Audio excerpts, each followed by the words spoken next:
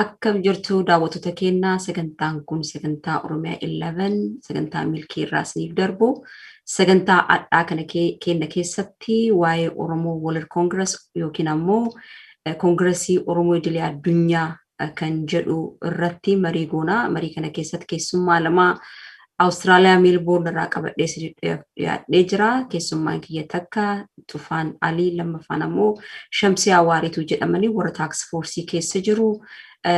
Maal fakkaata kan jedhu waa'ee walgahii September 13 September 19 irratti taasifamuuf deemu kanarratti yaada isaanii wajjin qabaachuuf deemna.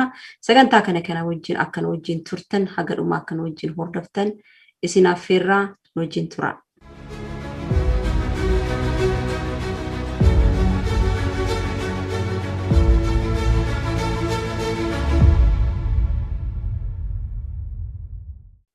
Tufaan Ali and Shamsiyaa Waariituu waamicha keenya dhageettanii baga gara Oromiyaa 11 sagantaa milkii nagaan dhuftanii. Baga nagayaan nu eedani isinilleen. Baga nagayaan nu eedani.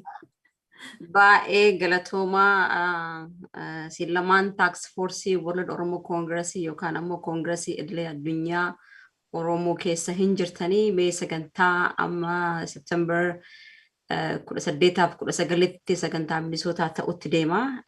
Waan san keessa waan garii wanta hafe yoo jiraate haalli adeemsaa maal fakkaata kan jedhu kana waliin haasofna, waliin turtii qabaanna.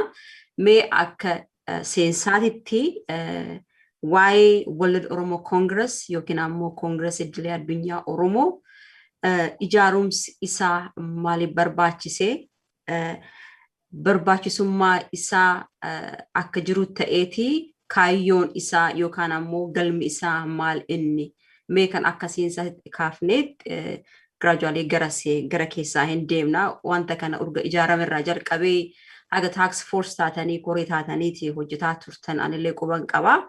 Mee jalqabumarraa jalqabnee maaliif barbaachise barbaachisummaan isaa maaliifi ultimate goalin isaa maalinni waan kana jedhu irratti haasofna. May duran perhaps Shamsiyaa si kenna achiin booda Tufaan itti deebisa si kenna Shamsiyaa. Okay, galatoomi duraan dursee asitti bakka kanatti nu affeeruu keessanii fi hedduu galatooma. World Oromoo Congress wanti inni irratti yaanni ka'ees wanti irratti ijaarames.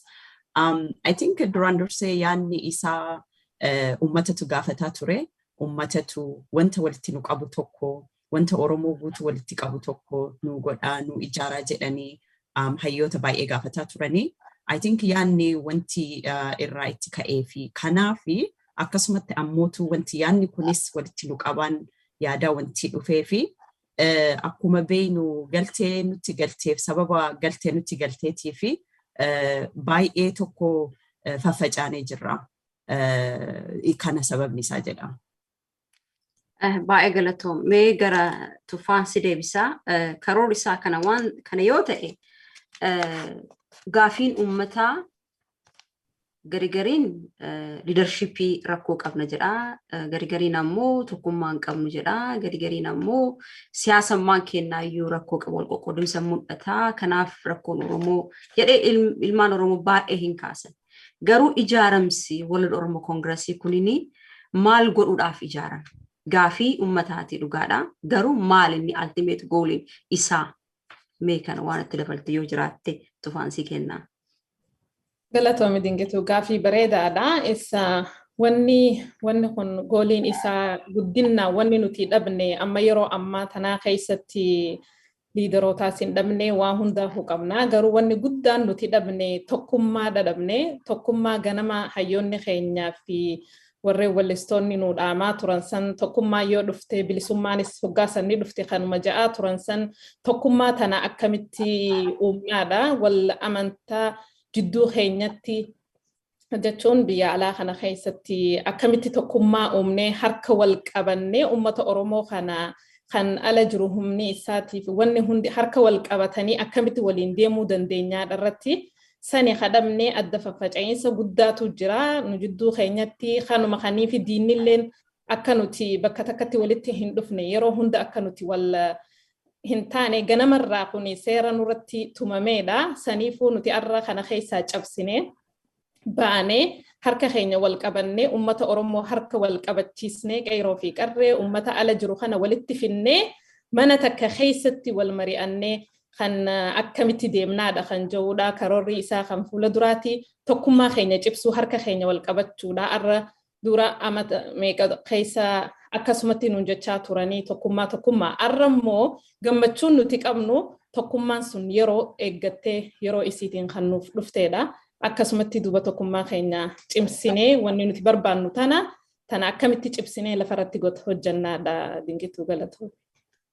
Tufaan baay'ee galatoomi. Mee kana wal qabsiifnee waa'ee ijaarsaa yoo kaafne ijaarsi fakkii adda addaa qaba. Garuu ijaarsa World Oromoo Kongiresii kana keessatti diversity maal fakkaata? Hayyoota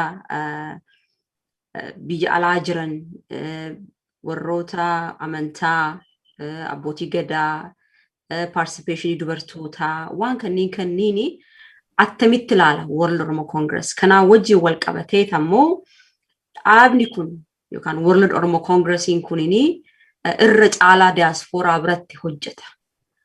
Ijaarsi kun diasporaa biratti ijaaramee eessaan ga'a? Qabsoon guddaan biyya keessa jira. Qabsoon guddaan wareegamni guddaan biyya san keessa jira. Haalli Oromoo irra jiru kun baroota dheeraatiin wanta argamee hin beekne rakkoon amma ka'amaa jiru. Kanaan wal qabatee ijaarsi kun neetworkii warra biyya jiran waliin qabdanii warroota amantii, warroota dubartoota, young generation yookaan warra qubee generation jedhamu kanniin waan accommodate godhee jiru. Mee kanarratti waan jettu yoo qabaatte Tufaan ammallee deebisee siif kenna. Galatoomi hedduu duraan dursee ummata keenya warroottan amantaa, warroottan hayyootan kanii fi jiru ummata qarree fi qeeroo kan jiru namni tokko World Oromoo Kongireesiin Idil-Addunyaa kan Oromoodha. Nam takka kanii fi inni alatti dhiisuu hin jiru. Akka kana duraatii miti akki ammaan tanaa hundinuu akkuma gaanii jiraame yeroo addaati yeroo namni hundi bilchalaan akka gaariitti maaltu nurraa irrate jennee irruu teenya hanga kana duraa irrinni keenya maaltu jira jennee dinxallee keessa deemnee laalle. Amma ummanni tokkolleen akka alattiin hafne ummata hundaa wajjin dalagamutti jira. Abbootiin amantoota keessa jiranii, hawwan keessa jiranii, ijoolleen amma lafaa kaatu keessa jirti jechuun waan hundaa'uu kan ammatu nam tokkolleen kanii fi alatti hafuu hin jiru jenna. Kanatti aansuudhaan akkuma ati jette ummata qabsoon ammaan tana biyya keessaa fi asitti akkamitti wal gargaara. Karaa duraatiif yeroon ammaan tana ummanni biyyaa waan hurriyummaan qabu, bilisummaa hin qabu dubbachuufis waan takka godhuufis hin dandayanii immoo nuti warri ala jirru kuni gabrummaan achitti waan irra jirtuuf miidiyaa fi wanni hundi waan cufameef jecha kallattiidhaan waanuma biyya keessatti mootummaan dabarsitu waan arkuuf jecha nuti as jirra sagalee qabnaa, humna qabnaa, qabeenya qabnaa, akkamitti ummata keenya hirribaa kaasuu dandeenya, akkamitti ummata keenya cinaa dhaabbachuu dandeenya, akka isaan mirga isaanii falmatan waan isaan barbaachisuun akkamitti isaan bira dhaabbanna kan jee irratti xiyyeeffatuudha. Silattuu qabsoon biyya keessatti deemti dhugaadha. Biyya alarraa wanni nuti godhuu fi dandeenyu qabeenya keenyaan bira dhaabbatuudha. Beekumsa keenya bakka takkatti walitti utubuudha. Kanaan hoggaanii fi jennuu karaa waan itti fufiinsa qabuun karaa walitti dhaabbatiinsa qabuun sirna qabuun isaan kana bira dhaabbanne akkamitti jajjabina hanninaafiidha. Akkamitti isaan bira dhaabbanna, akkamitti rakkoo isaan irratti deemaa jirtu kana ibsaaf miidiyaaleen keenya, hayyoottan keenya akkamitti ibsaaf jechuudha. Mana kana keessatti taa'anii wal mari'atanii kanii fi kallattii isaaniif dabarsaniidha. Wal quba qabaachuun tana jeetiin yaadaga. Galatoom. Mee Shamsiyaa gara kan kee deebi'a.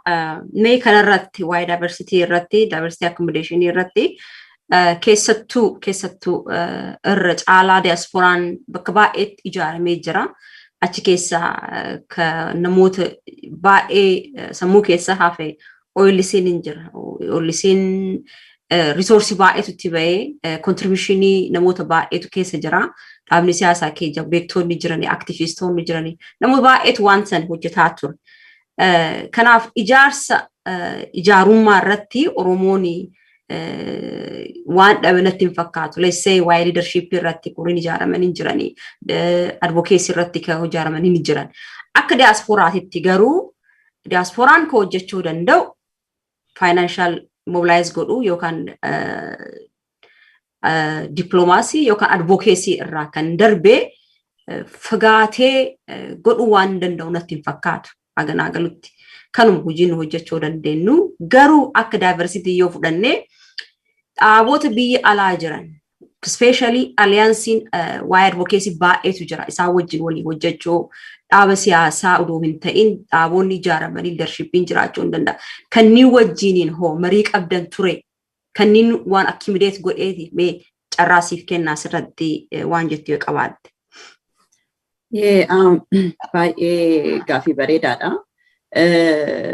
Duraan dursee wanti yeroo hedduu gaaffiin akkanaatis ka'uu fi akkuma jennaa jirrus akkuma jedhamutti illee Oromoon faffacaatee jecha irraa ka dhufe bakka hundatti dhaaba xiqqoorraa kaasii guddaa we pretty much all over the place. So wanti yaanni Kongiresii kanaatu dura just to add on haa facaanu malee amma yoo hin facaane jennu kana of course maal jedhanii for our enemy yoo facaane jennu kana it's a bit word jecha ulfaataadha. Oromoon facaanee rafaa hin jirru. Dhaabni xiqqaasnis ta'ee dhaabni guddaanis ta'ee afooshas ta'ee namuu bakka jirutti mana isaa keessatti wanti inni irratti dalagaa jiru akkuma faca'e sanittu waa'ee Oromooti. So hundu jechuudha. I think so wanti World Congress, idean World Congress kuni walitti qabu namuu dalagutti jira. Bakka hundattuu dalagutti jiran. Hundi isaa mana feetee bakka feetu ati dhayxee as long as you're Oromo, you're working for Oromo. So wanti yaanni World Congress ammoo akkam goonee bakka takkatti walitti dhufnee mana tokko keessatti wajjin daleenaadha. Kanaafu yes gaafii kan kee wal mariin jira. Mariin akka gaariitti ture. Marii guddatu ture. Of course hayyoonni Oromoota kenna hedduu mari'ataa turanii. Marii deebiin marii sanii bareeda taanaanu murtiin waa'ee World Congress kun akka ufafuu deemu yaadame. Yes, definitely hin jira.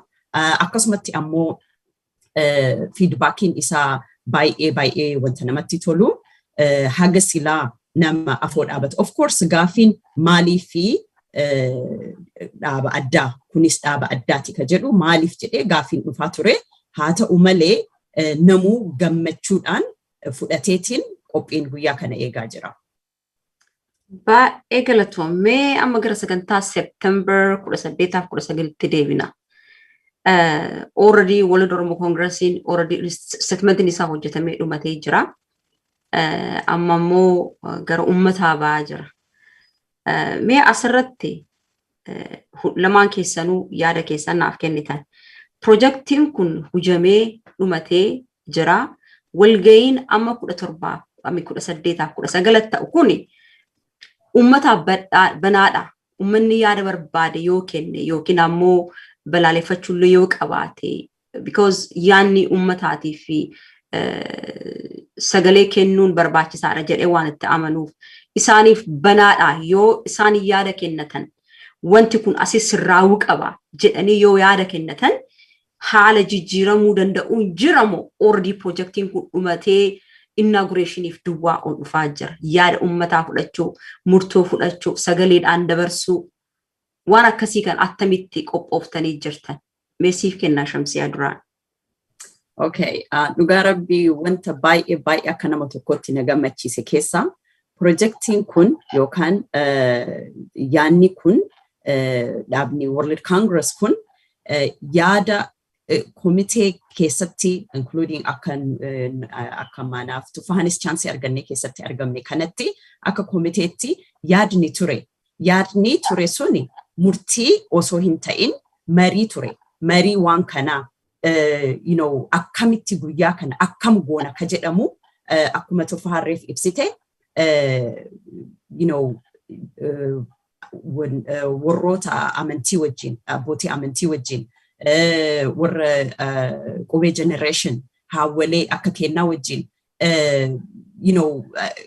kuni beekaa kuni wallaala odoo hin jedhin walitti qabamuuni yaada kana irratti dalagamaa ture. Akkuma jedhe wanti namatti tolu yaadni kuni murtaa'ee gadi bahaa hin jiru. Yaadni kun ummataaf bahaa jira. Yaadni kuni wanti ammas World Congress adda isa godhu ummataati ka ummataati. So guyyaan kuni guyyaa ummanni yaada kana maali jennaan World Congress mana akkuma mariifsiin jedhe mana every roomii keessatti namuu ciccitee dalagaa jiru irratti mana guddaa jechuudha. Mana guddaa itti Oromoon guutuun itti walgeettee irratti mari'attee murtii ofii sagalee ofii taatee odoo nam tokko sagalee isaanii hin ta'in each and everyone sagalee ofii ta'ee waan isaa ta'eef waan isaa hin taane irratti mari'atee murtii isaa kamuratu akka ta'uudha. Sambanni guddaa xiqqaan ufaa jiru kun jechuudha. Kana wanti nama gammachiisu qopheessanii ummataaf gadi fidamaa jira malee murteessamee ummatatti fidamaa jiru. That's what makes it actually different. Why World Congress kana. Galatoomee gara tufaan kanarratti irra dabalteen adeemsisa. Namoota invite amma akkuma Shamsiyaan jette afooshaan jira warroon dhaaba amantii jiranii namoonni qabeenya qaban hin jiranii at least resourcein ala biyya alaa nama kenna bira jirullee itti hojjemuu irratti waan itti amanuuf kanniiniif xalayaan kennamee fi akka isaan walgayii kana kan hirmaatan godhamee jira. Akkam ture invitation maal fakkaata moo kama miidiyaa irratti deemaa jiru yookaan ammoo registered ta'a jedhamee kan miidiyaa deemaa jiru moo xalayaan barreeffamee fi guyyaa akkanaa sagantaa akkanaatiin isin barbaarne jedhanii barreeffamee jira. Achi keessaa ammoo especially churchoonni jiranii masgidoonni jiranii afooshaan gurguddaan kunniin jiranii institutionii baay'eetu jira. Kanniiniif kan attam gootanii adrees gootaniidha. Kana walitti dabaleetiin adeemsiif kenna carraa kana. Okay, hedduu galatoomii dinqitoo akkuma jettee xiqqoo if duuba deebisuudhaaf warreen dhaabni biraa ni jira maaliif kun godhame yeroo hunda dhaaba haaraa warra ja'uuf dhugumatti Kongireesiin Oromoo Idil-Addunyaadha dhaabaa miti dhaaba tokkollee hin laalchisu dhaaba nuti kaafaa qabnaa kana maaliif nu barbaachisa warra ja'uuf kuni akka beeytanitti kuni dhaabaa miti obboleeyyan kiyya dhaaba tokkollee hin laalchisu dhaaba tokkollee bakka hin bu'u kuni dhaabbotan jiru kuni akkamitti dhufee waliin taa'ee miiza takka xarbeezaa takka waliin hammatee waliin sheer godhee waliin haasawee fuula duratti deema akkamitti nuti waliin dalaguu dandeenyaadha malee waliin dhufnee bakka takkatti haa waliin daleenu abbaan waan fedhu haa dalagu abbaan fedhu haa afooshaa haa ta'u waan adda kuni mana jechuun akka ammaan tana biyyaalaa kana keessatti paarlamaa jechuudha amma paarlamaan kaansila keessaa bakka adda addaatti walitti dhufeetti haasawaa jechuudha kuni namuu bakka bu'eetti dhufee bakka kanatti bakka haasawuudha dhaaba tokkollee hin laalchisu dhaaba takkallee bakka hin bu'u Kongireesiin Oromoo Idil-Addunyaa akkasitti beekaadha mana isiniif jaarrame mana paarlamaa Oromoodhaaf jaarrame kaniifi Oromoon hundi caffee Oromiyaa jechuudha caffee gizeeniifi irratti haasaan irratti mari'atan akka caffeetti ilaalamaa jechuudha bakka namni itti dhufee ummanni ala jiru kuni itti walgahee itti mari'atee wal jidduu isaanii shakkii wal jidduu keenya jirtu balleessinee wal amantaa nu jidduu jirtu wal amannee waliin deemuu dandahuudha dhimma Oromootii fi Oromummaa dharratti sabboonummaa Oromoo dharratti akkami harka wal qabannee garaagarummaa jidduu teenya jirtu dhiisnee ani Oromoof hin dalaga ati Oromoodhaaf daleeyda namuu xiqqaanis guddaanis Oromoof dalee nu hundi koottaa bakka takkatti deebinaa mana takka keessatti deebinaa koottaa waliin haasoyna atis kana daleeyda hayyee jennee ummanni as keessatti haasawee dhaggeeffatamtee abbootiin gadaa abbootiin amantaadha bakka kana keessatti filamtee dhaggeeffatee murtii waan kanarratti kannanii hundi Oromoof waan dalaguuf jecha tokko isoo hin dhibbamne tokko alatti isoo hin hafne hundi akkaataa itti mana kana keessatti waliin dalaguudhaan jaa kanatti aansuudhaan gaafii kee abbootiin amantaa haa ta'u afooshaalee adda addaa haa ta'u hanga dandeenyutti nama waan isaa qunnamtii isaa arkannee sassaabaa turre hanga dandahamutti waraqaan invitationaa dheeyxeef jirti waamichaa hunda isaaniitiif dheeyxeeti jirti hundinuu quba qaban hasan bira dabrillee biyyoottan adda addaatittillee qaamaan amma fakkeenyaaf Melbournetti torban dabre geggeessinee turre qaamaan obbo waan irratti hayyoottan keenya irratti hirmaatanii gaafii barbaadan waan achi hin jirreef waan achi dhaqoo hin dandeenyeef gaafadhaa jennee yeroo qopheessinee fiiti jirra hedduu haala bareedatti wanni sunis dhume akkasumatti ijoollee yuuziidhaa ijoollee qarreedhaa ta biyya alaa jirtu akkasumatti waamichi godhamee fi toora zuumiitiin mari'atameenii jira warroottan amantaa adda addaa akkasuma mari'atameenii jira achi qabii as qabii baatii sadeen dabarte tana keessa bakki inni hin mari'ataminiin hulaan inni hin daddahin Kongireesiin Oromoo Idil-Addunyaa ni jira jee hin yaadu wannummaa waan biraa hundarraahu takka adda tahee amma as bahee mul'ateefu kanaa jechuudha xiqqarraa hanga guddatti wallaalarraa hanga beekaadatti namni hin mari'ataminiin hin jiru ka himu numa himee hadidus numa didee yoo taate malee dinqitu hundaafuu dheeyxee jirtiin ja'a galatoomi. Haa ta'u mee asirratti ammallee deebi'ee garuu kan kee deebi'a. Kongireesiin Oromoo Idil-Addunyaa inaugurationiin torban hin qabnu I think guyyaa 4 guyyaa 5 booda ta'a. Haga inaugurate ta'een booda warri Oromoo Kongireesii waggaa tokko keessatti karoora inni qabu maalinni? Karoorri inni qabu karoora hedduudha qaba. Arra guyyaan amma sanbata xiqqaa fi guddaa as deemu kana keessatti waa hedduu haasawanii waa hedduurratti murteeffatanii addaan ka'anii jechuu achitti warri dhufu hundi bakka bu'aa warri afooshaadhaa warri amantaadhaa hundinuu bakka bu'aa isaanii ergatanii haasawan.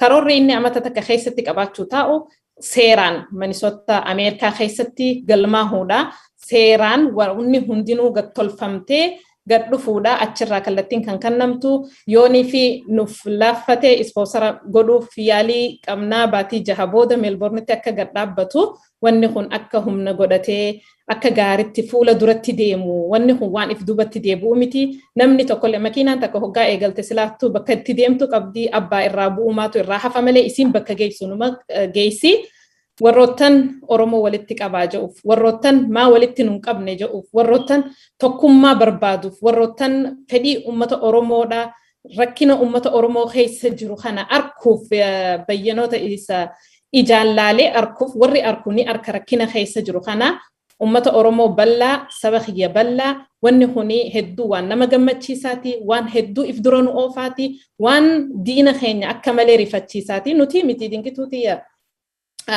ummata biraa ummata saba biraa hollottan keenya waan kana hoggaa keessa deemanii dubbisan akka malee kuni waan addaati jaanii namni ilaala akkasumatti Oromoo warri sammuudhaan waan kana keessa xinxalee laalee websaayitii kana keessa seenee waan inni deemuuf mul'ata isaa arkalleen tokkolleenu yaada badaadha hajeen jiru saniifuu hedduu gammachuu qabnaa hedduu dhiibuudhaaf if duratti deemuudhaaf illee hedduu waan bareedaadha daleeyna jeetiin yaada nam tokkolleen akka irraan hafneen hawwii qaba quuqama qabu qeeqa qabu rakkina qabu waan barbaade jedhuudhaaf waan barbaadan dhuftanii gaafattuudhaaf dhuftanii bakka kanarratti qaaman warroottan toora Minnesotaadhaa jirtan nuti akka hiree akka carraa taane sabaa koroonaadhaa asirraa bahuu hin dandeenye saniifuu ummata kiyya wanneen ani itti himu akka qaamaan dheeyxanii waan barbaadan gaafatan isin dhaggeeffatuudhaaf qophii saa isinii kennuudhaaf qophii gaafiin teessan takka takkatti isiniif deebi'uudhaaf warri isiniif qophaa'ee jira wanni hundinuu haalli isiniif mijjaaweeti jira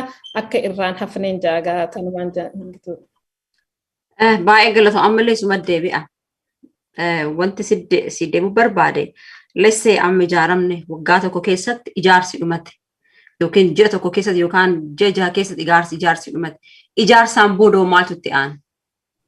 Ijaarsaan booda kallattii warroottan amma as keessatti jiru kuni warra bakka bu'ootan waan hundarraa amma advookasirraa bakka bu'ee dhufu afoosharraa bakka bu'ee dhufu waa hundarraa bakka bu'ee dhufu waan dalagu qaba dalagaa addaan qooddataniiti deemanii jechuudha dalagaa addaan qooddatanii deeman kana namuu bakka irratti dandeettii qabu irratti jiru sanii dalagaa isaan dalagan sanii namuu dalagee irrina jiru san guutee waan barbaachisu san guutee walitti hin deebi'aa jechuudha itti gaafatamummaa fudhatanii namni isaan duubaa isaan hogganu maaltu dalagame maal goote ati karaa advookasiitiin maal goote ati karaa qabsoo biyya keessaa waraanaatiin maal goote ati karaa biyyatti nama gargaaruudhaatiin maal goote amma fakkeenyaaf akka dhaaba jirraan maal godhe baatii jahan tana keessatti eenyu gargaare eenyu bira jira rakkataan bakka kanaa jira maaliif quba hin qabaatina maaliif rakkataan sun hin gargaaramin maaliif kamana dhabe sun hin jaaramin je'anii ummanni bakka boota achi taa'ee eegu sun gaafatanii waliif deebisuu danda'uudha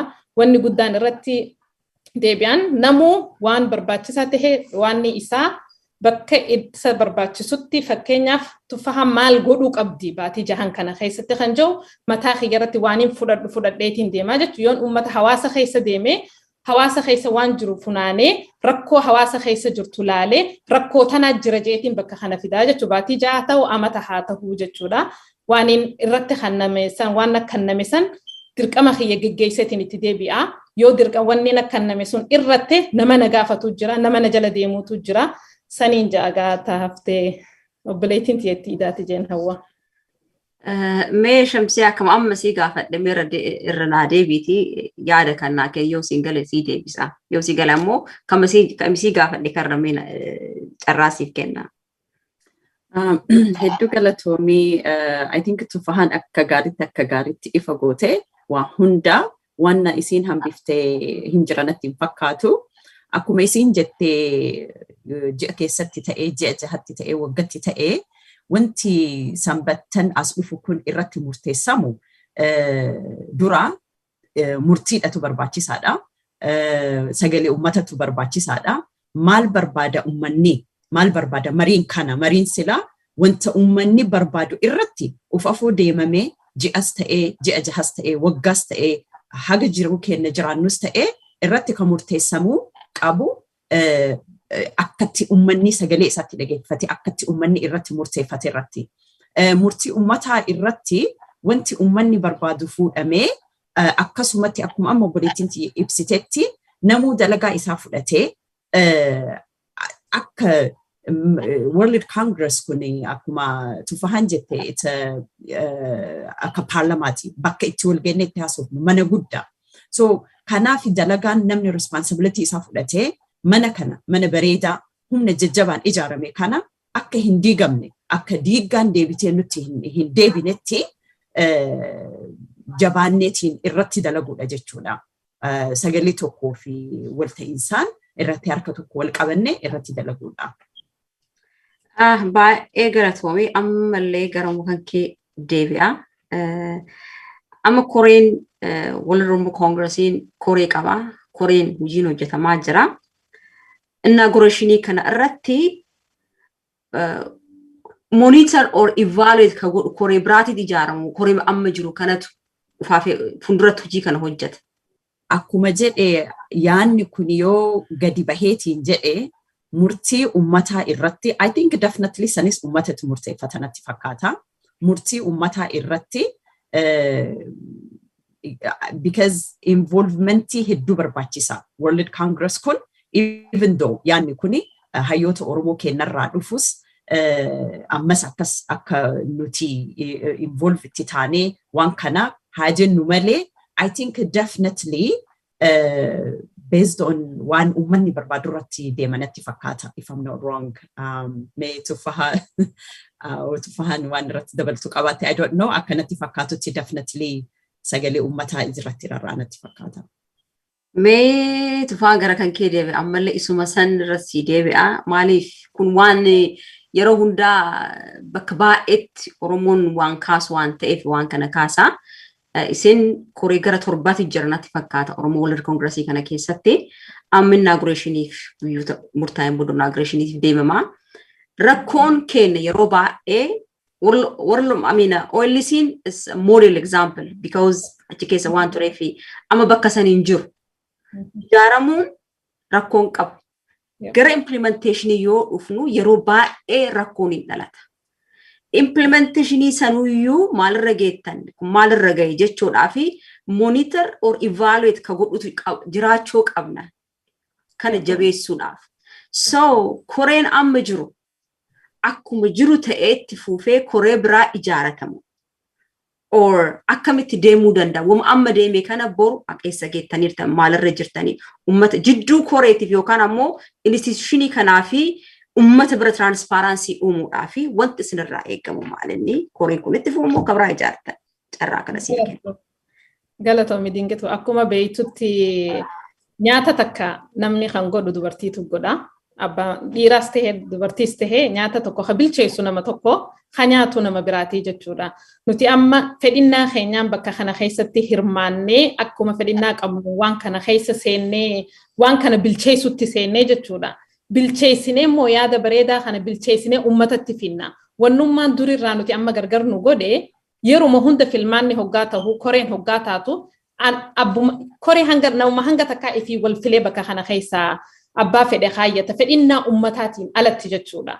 Akkaanan barbaadutti akka yaada mataa kiyyaatitti koreen goote tuni galata qabdi warri bilcheessee dhiheesse kun galata qaba. Saniifuu ummanni nama fedhu qaba, nama amanu qaba. Bakka kana keessatti ummataatu nama barbaadu, nama fedhu filataa jechu jijjiiramuu qabna.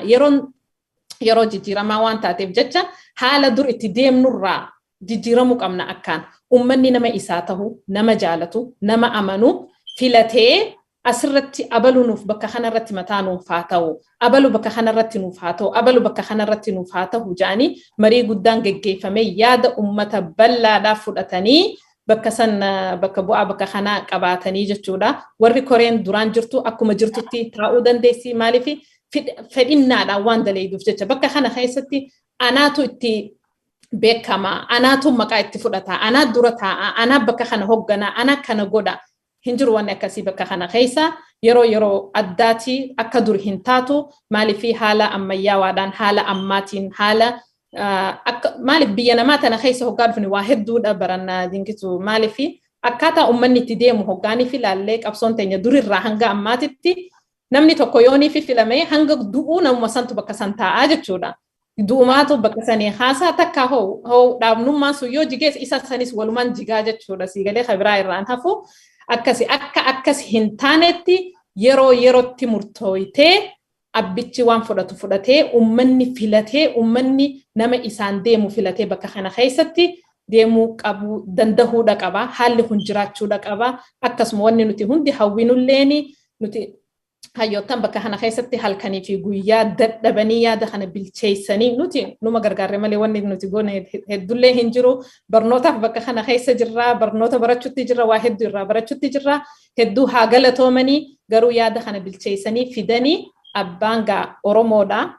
Abbaan ummata Oromoo sababallaadha. Ummanni Oromoodha. Nyaata bilchaatee dhufe kana eenyu akka irratti mataa ta'u nama amanu, nama barbaadu, nama quuqama sabaa qabu, nama dantaa Oromoodhaa hin gurgurre, nama dantaa Oromoodhaa irratti du'u ummanni keenya nama akkasii filata je'eetiin hawwii qaba. Sanuma jechuu kiyyaa hedduu galatoom.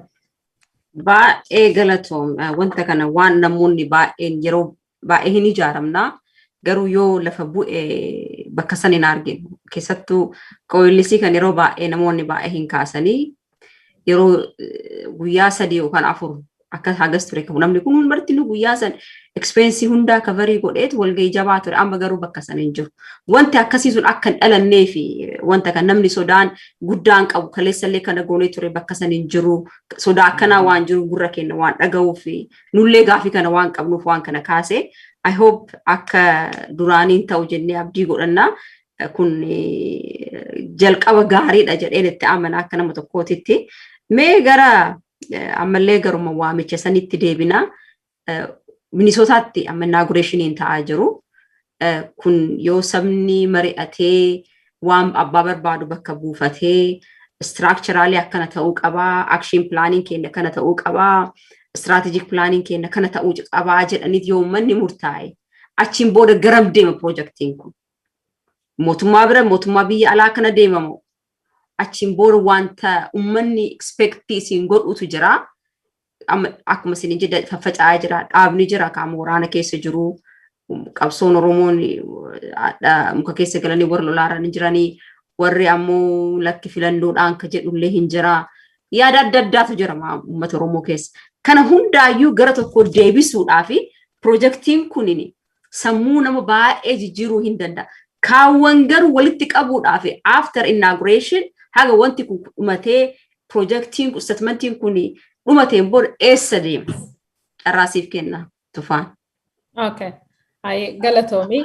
Wanni kuni eessa gahaa kaniif ija uummanni eessatti nu eega kaniif ja'u uummanni dhugumatti nuti rakkoo qabnaa rakkoo san furuudhaaf bakka kana keessa ka jirru gaappii bakka kana keessa jirtu uraa bakka kana keessa jirtu boolla bakka kana keessa jirtu cufuudhaaf uummanni Oromoo World Kongireesiin kan dhaabbatee fi uummanni keenya nuti amantaa nu amananii waan takka nama filatan achitti filatan san amantiidhaan itti hanname abbichi fudhate kuni amantii guutuudhaan bakka addaatitti ummata kana jidduutti jaalala uumuu ummata kana jidduutti wal amantaa uumuu ummata kana jidduutti shakkii ummata kana jidduu jirtu balleessu amantummaa waan fudhate san akkuma amma fakkeenyaaf hoggaaniif amma waraana keessa qabsoo teenya keessatti hoggaaniif dura waraana ol seentu irbuu walii seena ummanni waraana irbuu walii seenu tun akka waliin gurgurre akka waliin shakkine akka garaa qulqulluudhaan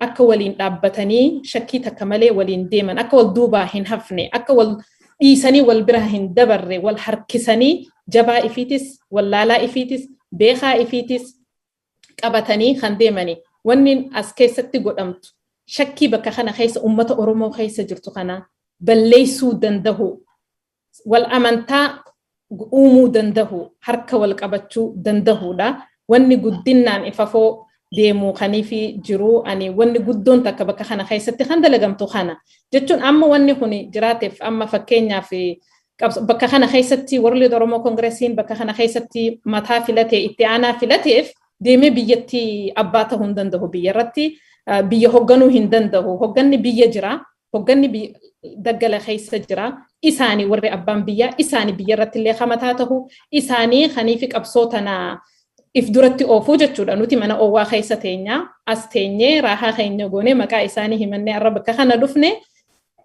biyyaaf abbaa ta'uu hin dandeenye biyya akka jechuun remote maal jaaniin as teenyee isaan hogganu as teenyee akkana ta'a akkas ta'a jechuun hin dandeenye waan isaan barbaadan waan isaan fedhan irratti tana barbaanna warra diaspora irraa waan akkanaa nurraa irrate waan akkanaa nu godha hoggaa jaanitti walitti dhufanii warri World Kongireesiin irrina jiru san guutuu fi qabeenya barbaadan qabeenyaan bira dhaabbachuu humna barbaadan humnaan barnoota barbaadan barnootaan warra fakkeenyaaf fayyaadhaa barbaadan namootaan dhukkubsatan hedduu jira warra fayyaa barbaannaa bakka kana namni miidhame warra san erguu fi gargaaruudha jechuun guutumaan irraa guututti wanni kun isaan gargaaruu fi malee isaan irratti abbaa ta'uu as keessatti filamee idaazimin Oromoo guuturrattiin abbaa tahaa jechuudha miti diasporaa keessatti jechuudha diasporaa keessatti ummata diasporaa jiru kana mataa walitti qabee wal amantii jidduutti uumee hoggaa ajaja inni ajaja achirraa hoggaanii fi kanne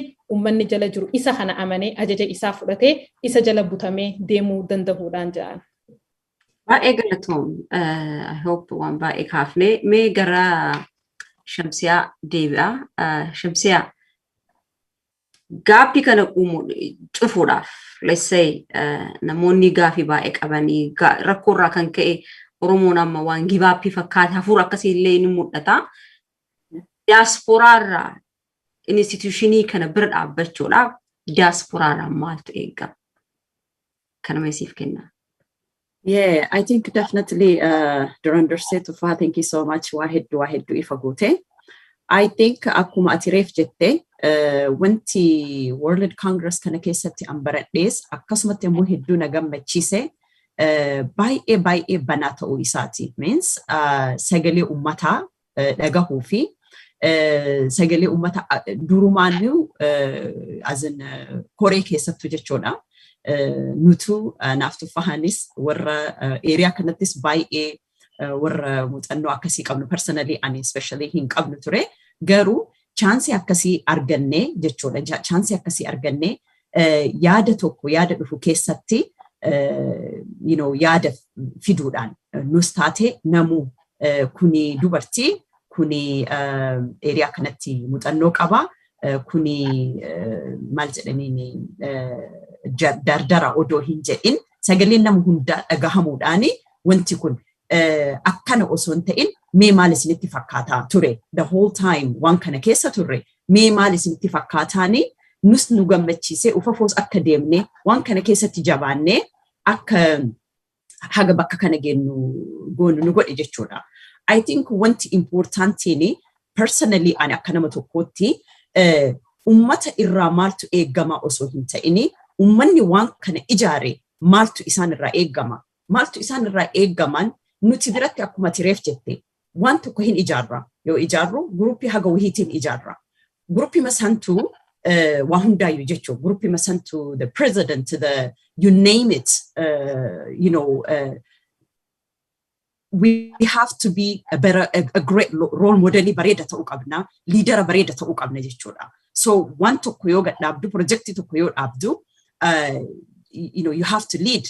So lead yoo gootu kana leadera na dhagaha leadera ani akkana jedhe ana jedhu yoo taate namni follow si gadhu hin danda'u.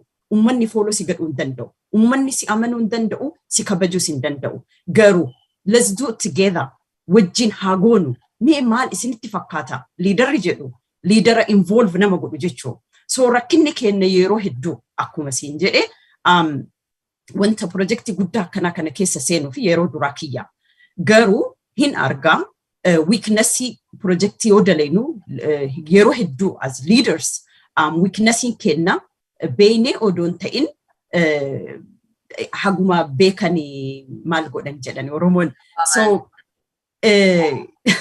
kanafi beeyne osoo hin ta'in we try to do the best. Oduma jennu leader keessatti yeroo hedduu ajajatu jira, ajaja kennina. Instead of saying koota wajji daleena. Mee maal isinitti fakkaata akkana natti fakkaata jenna. I think through this World Congress kana keessatti akkuma siin jedhe nutu sagaleen kenna fudhatame mee maal isinitti fakkaata waan nuun jedhamee fi isin hawwalee isin fagoo jirtanii isin akkana akkas osoo hin jedhamin sagaleen kenna dhagahamuun asirra. Kanaafu I think koreen ammaa kunis itti fufee koreen biraas filatame itti fufee maal ummanni kiyya maal barbaada yoo jedhe amma for example diasporaan or ummanni hundu mee wanni ruumitti yookaan in every corner wanti cicciramnee jirruu fi waan walitti nu qabaa dhabne walitti nu qabaa yoo jedhan ammoo yoo walitti qabdee baddan sagalee isaa hin dhageenye pointiin nama walitti qabu hin jiru jechuudha. Sagalee miti nama tokko mana tokko keessa ol guurtee sagalee isaa yoo hin dhageenye pointiin hin jiru eessallee gahuu hin dandeettu. Kanaafu ummata irraa wanti eeggamu ani garuu gara tokkoon wanti tokko kana gammachiise ummata irraallee ummanni gaafatu akkuma amma jette kana gaafii hedduu gaafatu ummanni kenna dur waa hin gaafatu waanuma itti kenname waanuma itti argisiisame itti amanu itti seenu kuni maal nu godhere qeelatti nu gate kuno wanta keessa jirru kam wajjin arginu amanuun qeelatti nu gate nam tokko afaan Oromoo dubbatuuf amanna nam tokko barnoota qabaannaan amanne isuma jalatti kunne garuu har'a ammoo hold on a minute barataa taate beekaa taate guddaa taate xiqqaa taate hold on a minute. Who are you? Ati Oromo, yeah, I understand. Garu, why should I believe you? Maaliif si amanu narra jira. Jennee gaafatu jechooni is the best thing. Waan na gammachiise keessa kana. So, ammas World Congress kun deebii any heavy questions deebisuuf yoo ready hin taane there's no point to do anything jechoodha. But to be honest, akkanatti fakkaatutti World Congress kadhaabatee fi to be the voice, to respect the voice of others. Waan ta'eefi wanti ummata irraa barbaachisu. Keep asking questions. Koota, gaafadha, baradha. Wanti tokkichi ammoo nu miidhuu danda'u yoo irraa fagaanne. Wanni martuu haa dhufu projektiin haa dhaabatu dhaabni. Maaliif dhaabate yoo jenne? We're not gonna get the answer. Achi deemnee gaafatuu qabna. Bakka dhaabate kanuu dhaabe san gaafatuu qabna. Deebii argatuu qabna. Yoo deebiin arganne we shouldn't involve. Kana advising kiyyaa fi I think wanni ummata irraa eeggamu keep asking but calm and get to know it. Koota baradha. Irraa baradha ammoo involve itti ta'a. Because kuni keessani mana keessani koota qulfii fudhadha. Be part of it. Abbaa mana kana ta'a. Because kuni ka kenna hunda kanama tokko lamaatiin jedha. Baay'ee galatoom Shamsiyaa mee gara tufaa deebi'aa mee guyyaan amma dhiyaataa jira mee diasporaarraa maal eegama keessattuu naannoo Minisootaa warra jira magaala keessa steetsan keessa warra jiranii fi ollaasan warra jiraniif I think waamichi godhamee jira garuu maalirraa eegama mee kadhumaa kana carraasiif kenna.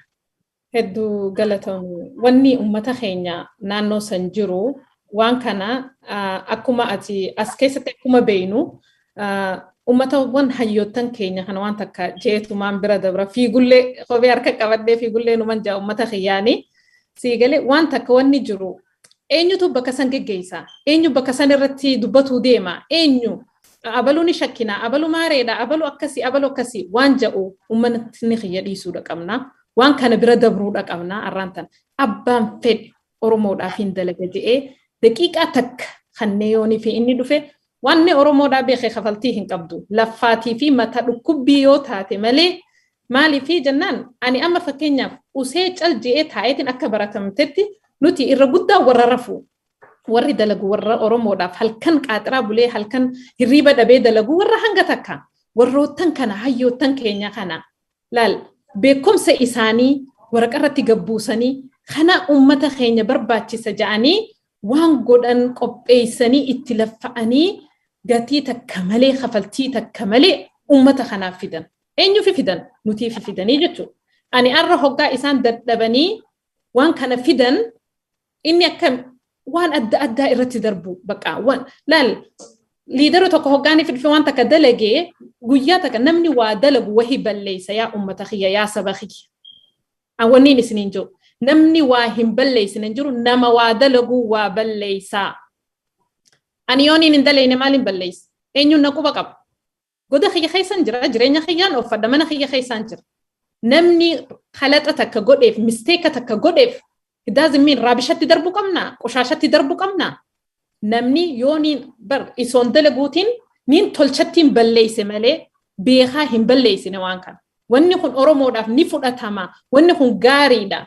akkuma jaanitti gowwaa lama aaqila tokkorra gowwaa lama wayyaa jette Oromoon siigalee maaliif qobaa kee deemtee nama si wajjin dalagu labdee wanni kun Oromoo ni barbaachisa jettee haatee sagalee Oromoodhaaf taatee misteeka xiqqaa takka keessa seentaa jechuudha waan kana ati nin tolche jettee goote malee nin balleessaadhaan qalbii tee keessatti hin goone saniifu dhaabuu qabnaa wal qeequu dhaabuu qabnaa wal jibbuu dhaabuu qabnaa bakka kana keessatti waan ummanni itti rakkate ati raftee iso waan takka ittiin baaf siigala hoggaa ummanni kun fidee kana nyaadhuu siinjee nyaatuu dhiistee gaafachuu dhiistee bakka itti sirraahuu qabu rakkoo jirtu san bakka kana haa tolfannu bakka kanaan irrattee jannee waliif kannuu dandahuu dhiifnee akka shunkurtii fi dinnichaa biyya keenya dinnichaa fi shunkurtii jaanii magaalaa gubbaa achiifachi babaafamee ta'a beeyta saniifu hundinuu waanumatti fakkaatu keessaa fudhata kanuma itti bareede keessaa fudhataa jechuu deemte keessaa babbareedaa katortoraa keessaa badaa dhiiste akka keessaa bareedaa fudhatta dhiisuu dandahuu qabna waan kana sigalee barbaaduu hin qabnu bareedaa quality qofa barbaaduu hin qabnu dhibbarraa dhibbatti ilmi namaa hundi irrina qabna hundi keenyaa side effect qabna saniifu rabbilleen hoggaanii fi ilma namaa kana hoggaanii fi uume cinaacha dadhabaa isaatiin wajjin uume cinaacha dadhabaa isaa kana garuu hoggaanii fi aadam hoggaanii fi uume hawaa cinatti uume waliin tahuu dandeessanii waliin jabaattan ja'ameeti akkasitti addunyaan tun gad dhuftee jechuudha saniifu namni hoo balleessa hayyoonnis ni balleessa wallaalaan ni balleessa beekaan ni balleessa yaa ummata Oromoo arra guyyaan san hin jiru arra guyyaa wal qeeqnu hin jiru arra guyyaa ummata keenyaaf keenya taanu jirra arra guyyaa diinni khara hedduu nutti jiru guyyaa akkanaa kana keessa jirra akka jabaannu akka wal faarsinu akka wal jajjabeessinu akka wal bira dhaabbannu kabajaadhaan irra deddeebi'ee isin gaafadha akka durin jirru ammallee ummanni Oromoo hedduu iftoominaan deemutti jiranii ni arkitan jeetiin hawaa maaliif hayyoottan keenya bakka isaan jiranitti hayyuu ifii abbaattiifata nama ifii abbaattiifata hayyoottan keenya bakka isaan jiranitti haatiifannuun ja'a rakkina isaan qaban keessatti bira dhaabbachuudha qabnaa dandahuudha qabnaa ba'atuudha qabnaa yoo irrinni jiraate yoo waa jiraate itti himuu dandahuu qabna isaanillee nurraa fudhatuu dandahuudha qabani akkas yoo taanee wal qabanne dhaloota keenya ka biyya alaa kana keessatti amma nuti irra hedduu biyya alaa diaspooraa kana keessatti ilmaan horree ilmaan keenya generation meeqa deemuuf deemnaa jechuudha. Yoo nuti akkas hin goone ilmaan kanallee dachitti ganneynee deemnaa jechuudha. Yoo wanni akkanaa jajjabaan kun jiraate nurraa ilmaan keenyatti dabruu danda'uudha qaba. Jaalaltii nu jidduu jirtu nurraa ilmaan keenya dabruu danda'uudha qaba. Ijoollee nu duubaan kaatu danda'u qaba. Ijoollee nu duubaan ol kaatu yuunivarsiitiirraa ammaan tana baatu fakkeenyaaf eenyu laallatti nu laallatti.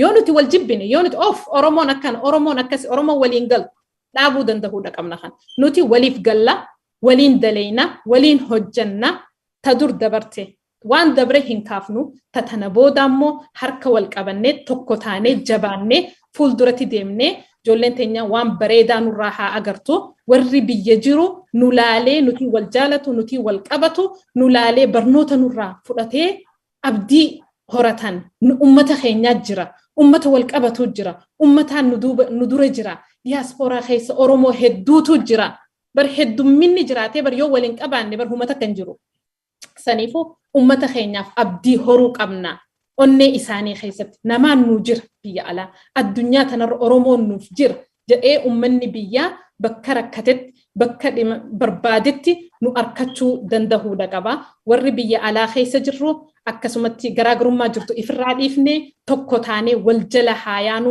tadabartu dabarte tawiliitiif waliin haadaleenuun jaa warri toora Minisootaadhaa jirtan hundi keessanuu ilmaan Oromoo xiqqaa isoon jenne guddaa isoon jenne akka bakka san dheeyxanii qaamaan irratti hirmaattanii yaada keessan qeeqa jiru waan jiru hunda haasoytanii bakka irrattee bakka kanaa irratee tana itti haa guuttannu tana haa tolfannu instead waan takka kana maaliif godhama kuni bakka kana balleessitan bakka jechurra mee bakka kana tolfannu mee bakka kana kana godhannu mee asiin akkana cufannu ja'aati akkasitti waan barreeffattan barreeffadha waan irrina jiru gaappii jirtu san ta'e isin beeytan ummata keessa jirtu afooshaa keessa jirtu gruppii adda addaa keessa jirtu fudhadhaa dhaqaa irratti hirmaadhaa tolcha guyyaa kana ni bareechitan jeetiin hawwii qaba guyyaan kun guyyaa addaa addunyaan guutoon ummanni olloowwan keenya Tigree haa ta'u Eertiraa haa ta'u meeqa ija nu deebisee jira obboleeyyan kiyya guyyaa kana waan inni fakkaatu arkuudhaaf yaa ummata Oromoo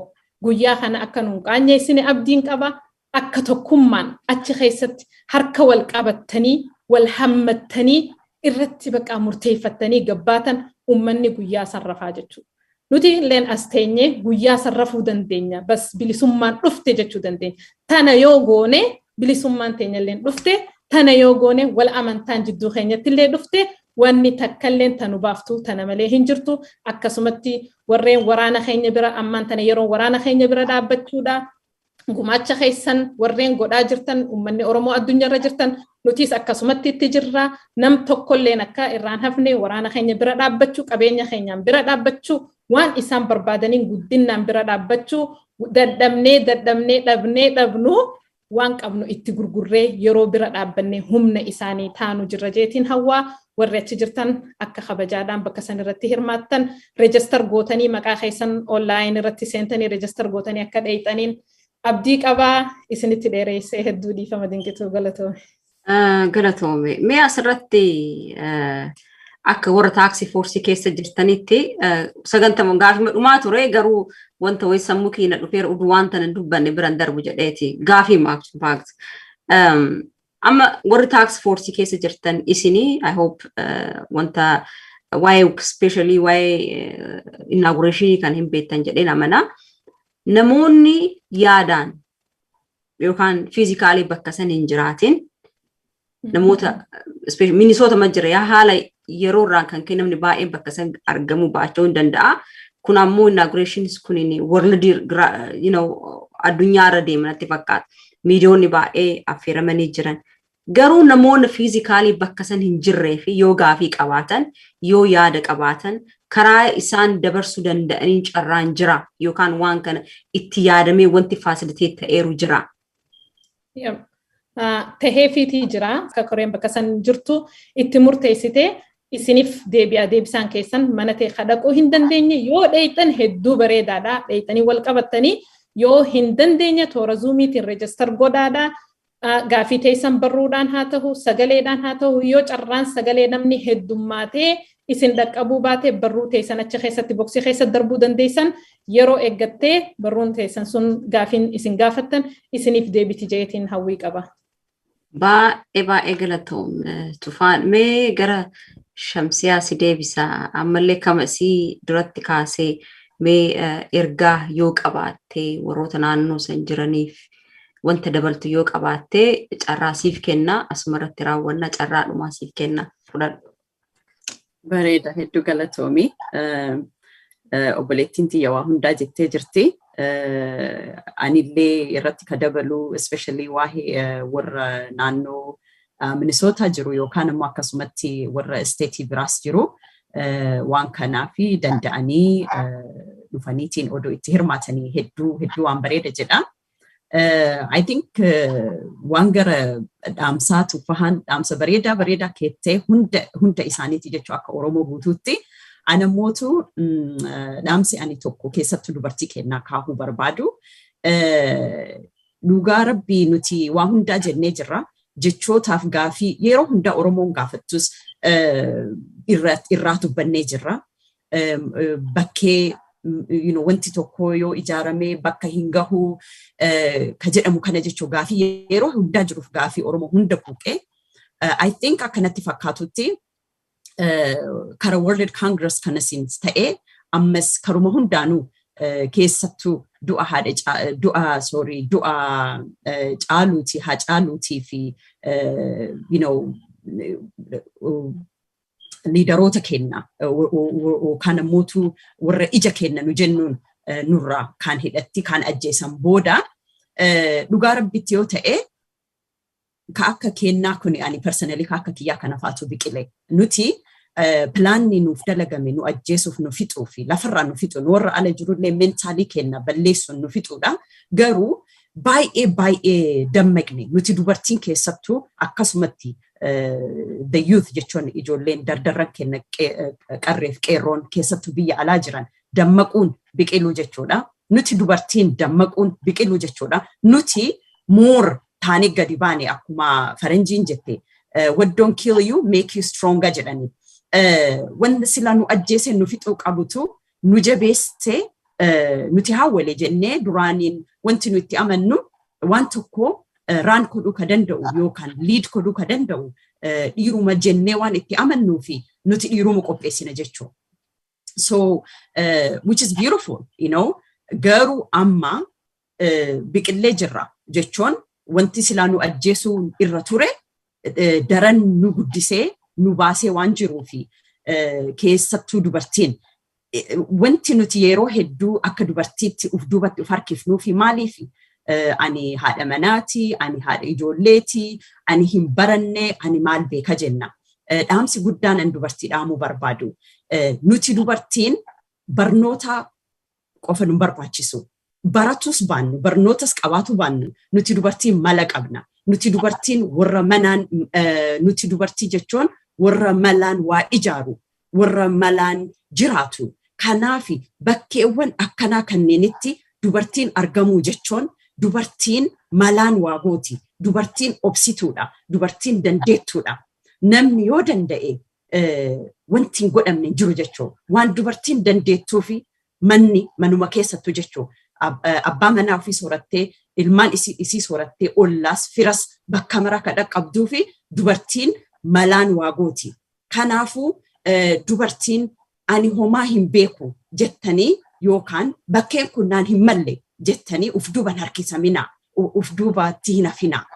Koottaa mana keessani, mana keenyatti mana ofii bulchuuf namni beekumsa isa hin barbaachisu. Mana kiyya jedhaati koottaa bakkeen dubartiin jirtu, dhugaa Rabbiitti bakkeen dubartiin jirtu malatu jira, koottaa nuti warra malaati wajjin waa hedduu godhuu dandeenya. Akkasitti hayyoowwan kennallee our leaders warra guguddaawwan qabnu abboolee kenna kanneen hunda isaanii nuti bira jiraannu jajjabinna guddaa kennuufi dandeenya. Kanaafuu kana dhaamsi kiyya guddaan ka dubartii an dhaamu akkasumatti of course ijoollee qarreef qeerroos koottaa maali jennaan keessani kuni nu boru biraa deemna isiniif wanti kuni koottaati itti hirmaadhaa jedha. hedduu galatoomaa. Baay'ee galatooma lamaan keessanuyyuu yeroo keessan nuuf kennitaniiti wanta walgahii amma deemuuf ta'u kana akkana bareedaa ta'e waan ibsinu kennitanii baay'ee galatooma. Daawwattoota keenyaa baay'ee akkasiin yaada keessan fudhataniitu jirra oolchan abdii qaba. Keessattuu qabsoo kana keessatti kontribuushinii dubartootaa argaa jirra bara kana keessatti kan arguu biyyaanallee akka nama tokkotti baay'een gammada. Qeerroon yeroo wanti wayii dhalatu duwwaa ba'uu osoo hin ta'in wanta bu'uura qabu kanarratti akka hirmaattan anillee akka nama tokkootitti dhaamsa kiyya. Kanaaf I hope wanti gaariin hin dhufa jennee abdii godhannaa.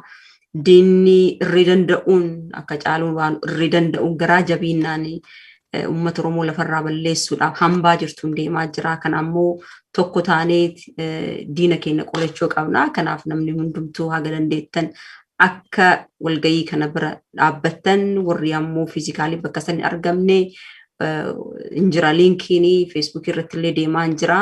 Websaayitii san keessatti illee yoo argattan register taatanii yaada keessan kennachuu hin dandeettan gaafii keessan illee kennachuu hin dandeettan qeeqallee yoo qabaattan qeeqallee kennuu hin dandeettan kun carraan banaa waan ta'eef hundumti keessanuu bakka kanatti akka hirmaattan anillee maqaa shoo'ii kiyyaatiin waamicha isiniif godha. I hope wanti gaariin hin dhalata jennee abdii godhanna. Kanaaf lamaan keessanuu Tufaan Alii Shamsiyaa Waariitu waamicha kiyya dhageettanii waan wajjin turtaniif baay'ee isin galateeffadhaa galatoomaa. Galatoomaa isinilleen hedduu carraa kana nuu kennitanii nu afeeruu keessaniif hedduu ulfaadhaa Oromiyaa 11 nuuf jiraadhaa isiniin jenna. Hedduu galatoomaa jedhaanis Oromiyaa 11 irratti yeroo duraa kennaaf dhufuu kennaafi this won't be the first time. Sorry, this won't be the last time in deebina. We're very happy. Hedduu I do follow Oromia 11. Hedduu carraa kana nu kennite bakka kanatti nu akka argamnu nu godhuu keetifatis hedduu nu galatoomisin jenna. Baay'ee naa galatoomaa sagantaa keenya kanadhaa asirratti raawwannaa daawwattoota keenya waan wajjin turtanii baay'ee galatoomaa sagantaa asiin booda jiru wajjin akka nu wajjin turtan affeerraa keenya yeroo gaarii galatoomaa.